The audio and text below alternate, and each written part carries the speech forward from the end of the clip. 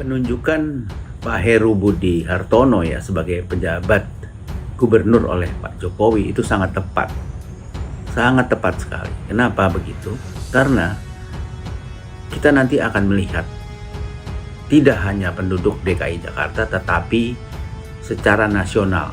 Kenapa secara nasional? Karena Anies Baswedan sudah dideklarasikan oleh Nasdem dan Surya Paloh sebagai calon presiden ya, dan Anies sangat berambisi untuk itu. Dari awal dia jadi menteri, Mendikbud di reshuffle Pak Jokowi sampai dia jadi gubernur, ya itu target utamanya dia, dan dia bekerja hanya untuk pencitraan saja, hanya untuk omong, tapi karyanya minim, nggak ada. Baru beberapa hari PJ Gubernur DKI Jakarta Heru Budi Hartono dilantik ya. Lah kok gerombolan kadrun sudah pada panik coba. Apalagi ketika layanan pengaduan era Ahok diaktifkan lagi. Entah kenapa ya, ketika layanan pengaduan masyarakat di era Ahok mulai diaktifkan, tiba-tiba banyak sekali kadrun dan oposisi yang emosi coba. Coba guys, baru sehari dilantik, Pak Heru Budi udah langsung kayak nampar Pak Anies gitu. Cuma sehari aja sesudah dilantik, posko pengaduan di Balai Kota yang dulu populer di zamannya Pak Ahok tapi di stop sama Pak Anies, udah langsung dibuka lagi sama Pak Heru. Langsung satset gitu, gak nunggu beberapa hari, seminggu, tapi langsung dibuka lagi. Terus guys, Pak Heru ini juga langsung tancap gas soal penanganan banjir.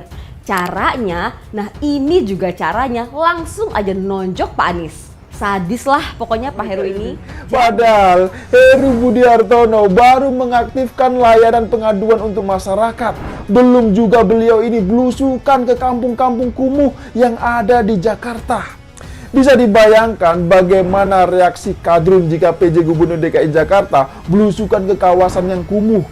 Bisa jadi ya mereka ini semakin kejang-kejang karena tidak bisa menerima kenyataan. Saat PJ Gubernur Heru yang bukan pilihan rakyat lakukan sejumlah gebrakan. Penjabat atau PJ Gubernur DKI Jakarta, Heru Budi Hartono langsung melakukan gebrakan mesti tak dipilih langsung oleh rakyat. Ex-Wali Kota Jakarta Utara itu mengembalikan sistem pengaduan secara langsung ke Balai Kota DKI Jakarta yang hilang pada era Anies Baswedan. Pada hari keduanya bertugas Selasa 18 Oktober 2022, Heru juga langsung menyampaikan pengarahan kepada semua lurah, wali kota hingga Satuan Perangkat Kerja Daerah atau SKPD DKI Jakarta. Ia meminta seluruh jajarannya melakukan terobosan guna mengatasi masalah di ibu kota. Posko pengaduan. Sejumlah warga mendatangi posko layanan pengaduan masyarakat yang dibuka di pendopo Balai Kota DKI Jakarta Selasa pagi.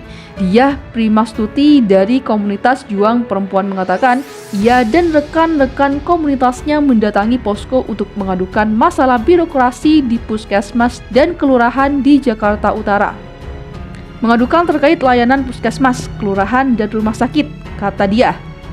Dia mengaku mengetahui posko pengaduan di Balai Kota DKI dari media sosial.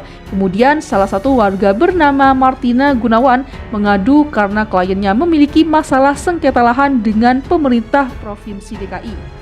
Adapun lahan tersebut berada di Bambu Apus, Cipayung, Jakarta Timur, tepatnya di depan Universitas Respati Indonesia.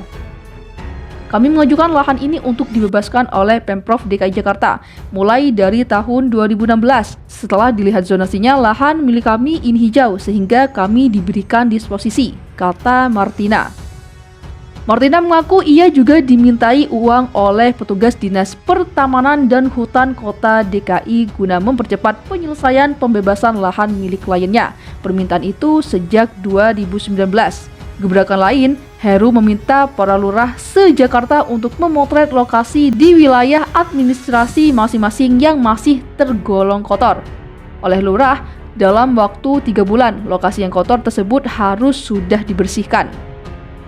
Di foto lokasi yang kotor, 3 bulan lagi kita ketemu, itu sudah bersih dan lain-lain. Tutur Heru di Geraha Bakti Budaya di Tim pada Senin.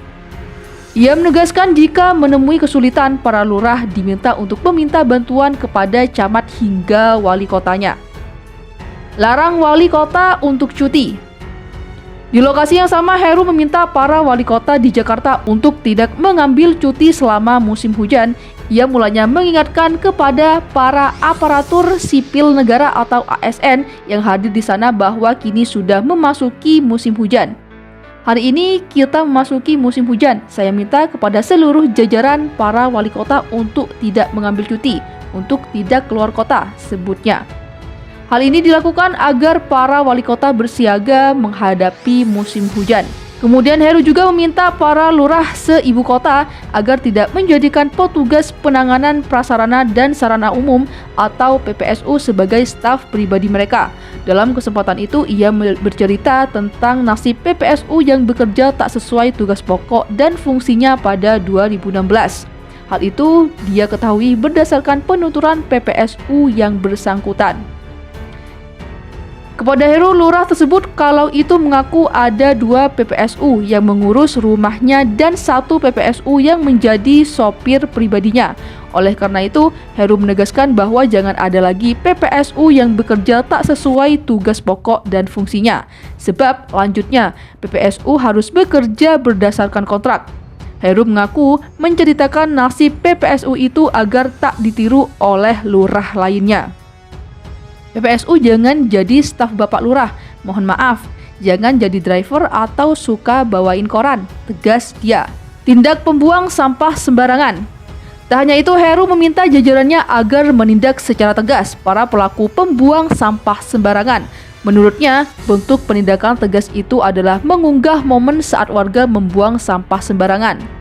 Heru mengusulkan memakai drone untuk merekam aktivitas warga di sejumlah titik seperti Bundaran Hotel Indonesia dan Semanggi.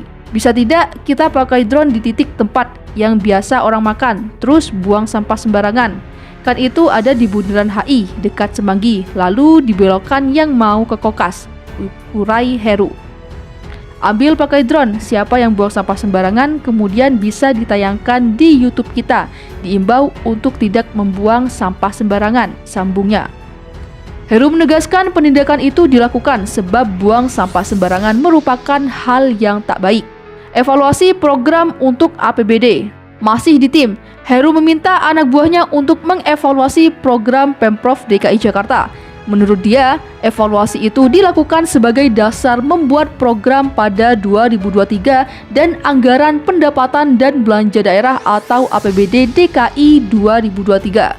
Berikutnya untuk program pada 2023, buat APBD 2023. Tolong pikirkan yang tidak pas, yang tidak cocok, sebut Heru. Ia menyebutkan program yang dinilai tak sesuai bakal dihapus oleh Badan Perencanaan dan Pembangunan Daerah atau Bapeda DKI. Program yang tidak pas atau tidak cocok mungkin bisa dikoreksi oleh Bapeda DKI, tegas Heru.